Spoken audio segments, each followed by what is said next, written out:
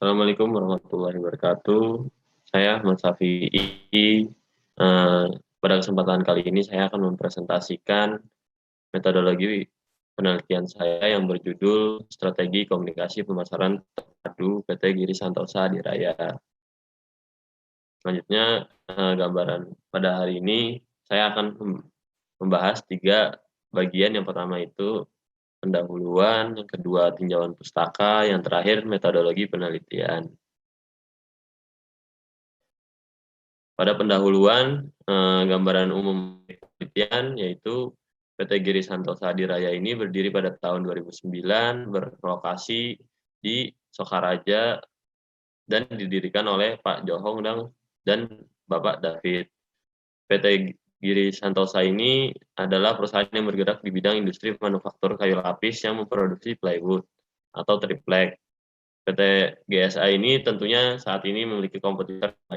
PT GSA ini memiliki keunggulan kompetitif pada produknya, yaitu plywood yang memiliki kualitas kayu yang baik sehingga menjamin kualitas dari plywood itu sendiri.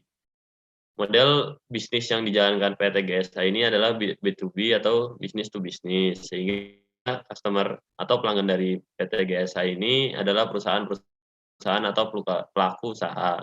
Nah, PT GSA ini tidak hanya berfokus pada pasar lokal yang hanya melayani untuk Indonesia saja, tapi dia juga melakukan penjualan hingga internasional, sehingga pelanggan atau pembeli dari PT GSA ini tidak hanya dari Jawa, Sumatera, Kalimantan, tapi juga berasal dari Korea, Jepang, Malaysia, dan lain-lain.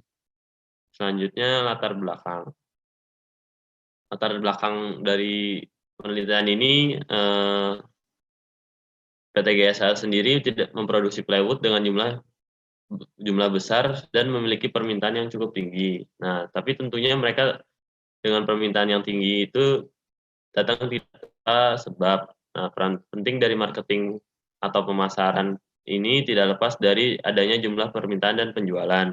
Namun sebenarnya PT GSA ini tidak memiliki departemen pemasaran yang terstruktur di dalam organisasinya, tetapi mereka memiliki strategi pemasaran dengan prinsip memastikan perusahaan memberikan produk yang kualitas konsisten dan sangat baik.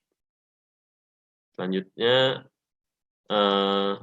rumusan masalah. Nah, di rumusan masalah ini berdasarkan pemaparan latar belakang dan fokus penelitian di atas, saya merumuskan masalah yaitu bagaimana strategi komunikasi pemasaran terpadu PT GSA dan bagaimana pengaruh strategi komunikasi pemasaran terpadu terhadap perusahaan. Selanjutnya, tujuan penelitian. Tujuan yang hendak dicapai adalah menjelaskan dan mengetahui bagaimana strategi pemasaran komunikasi terpadu yang dilakukan oleh PT Giri Santosa Adiraya dan seberapa besar pengaruh terhadap perusahaan. Dan selanjutnya manfaat penelitian. Manfaat yang hendak dicapai adalah agar PT Giri Santosa Adiraya dapat meningkatkan brand awareness, loyalty konsumen, meningkatkan reputasi, serta menonjolkan keunggulan kompetitif yang bisa mendorong penjualan. Selanjutnya, sistematika penulisan, yang dia itu dibagi 5 bab. Yang bab pertama yang berisi pendahuluan, ini menjelaskan mengenai gambaran terhadap objek penelitian, latar belakang penelitian, perumusan masalah, tujuan penelitian, manfaat penelitian, dan sistematika penulisan. Selanjutnya bab 2 yang berisi tinjauan pustaka. Bab ini merupakan bagian yang berisi tentang tinjauan pustaka penelitian, penelitian terdahulu, kerangka pemikiran, ruang lingkup penelitian. Selanjutnya bab 3 metodologi penelitian. Bab ini berisi uraian tentang jenis penelitian, operasionalisasi variabel, situasi sosial, pengumpulan data, uji validitas dan reliabilitas, dan teknik analisis data. Selanjutnya bab 4 yang berisi hasil penelitian dan pembahasan. Nah, bab ini menguraikan hasil penelitian dan pembahasan berdasarkan data-data yang telah dikumpulkan. Selanjutnya bab terakhir yaitu bab 5 yang berisi kesimpulan dan saran. Bab ini menjelaskan mengenai kesimpulan hasil penelitian serta saran dan dilihat dari aspek teoritis dan aspek praktis. Selanjutnya tinjauan pustaka. Menurut Kotler dan Keller, bahwa bauran komunikasi atau komunikasi pemasaran terpadu merupakan alat yang digunakan oleh perusahaan sebagai upaya dalam menginformasikan dan membujuk dan mengingatkan konsumen secara langsung atau tidak langsung terkait produk dan merek yang dijual. Sedangkan menurut Kitchen et al.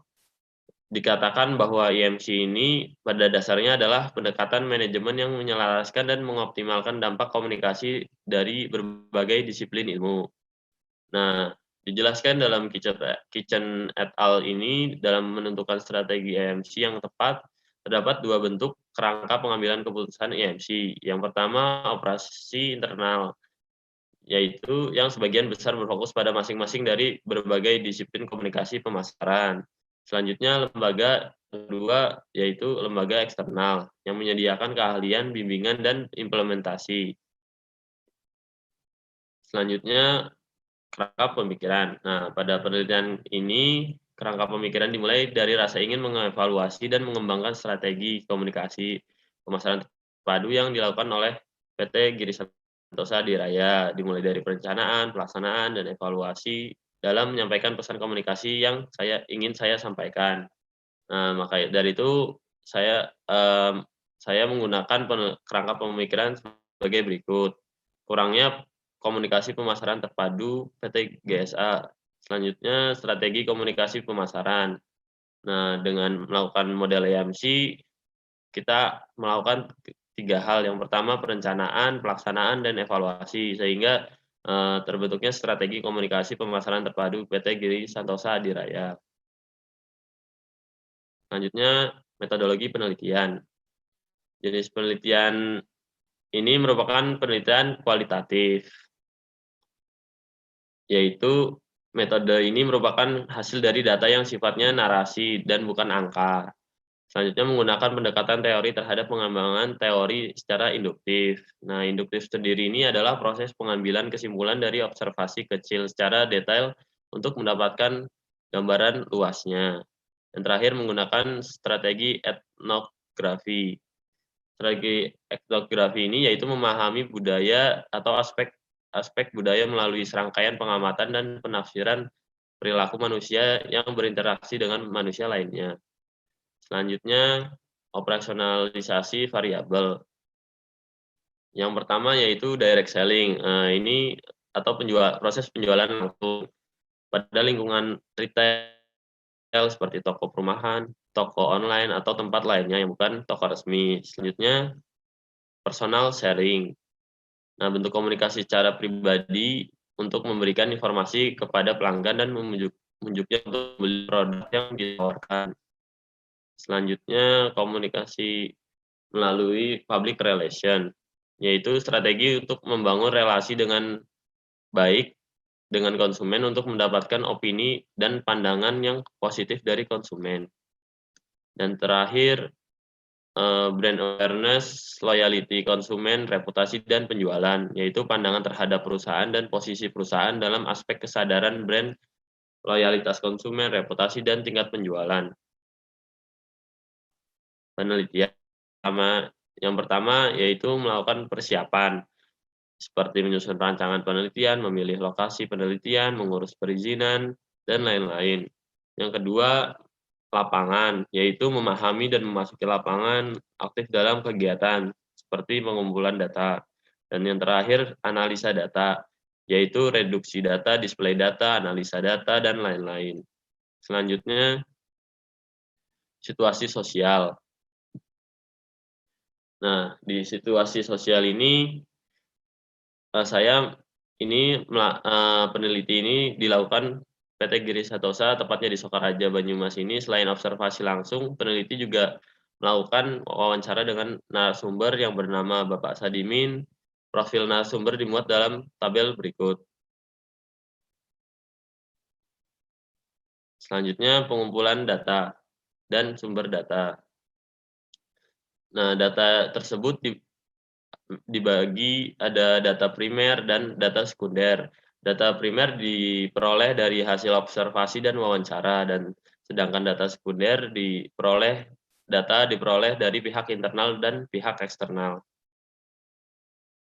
Selanjutnya, uji validitas.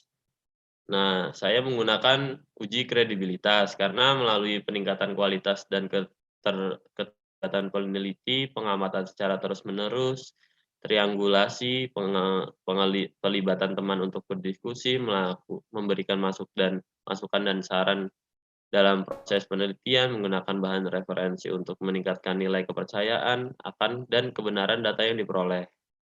Selanjutnya, teknik analisa data. Nah, yang pertama itu reduksi data. Data dikumpulkan dan diproses membentuk tulisan dan dianalisis sehingga mendapatkan hasil penelitian yang tertulis dan jelas. Yang kedua, penyajian data. Informasi yang diperoleh disajikan dengan baik dan rapi agar dapat disimpulkan dengan mudah. Dan yang terakhir, penarikan kesimpulan. Menyimpulkan hasil penelitian yang dapat dari hasil observasi, jawaban pertanyaan, wawancara, dan literatur lainnya. Terima kasih dan kurang lebihnya mohon maaf. Assalamualaikum warahmatullahi wabarakatuh.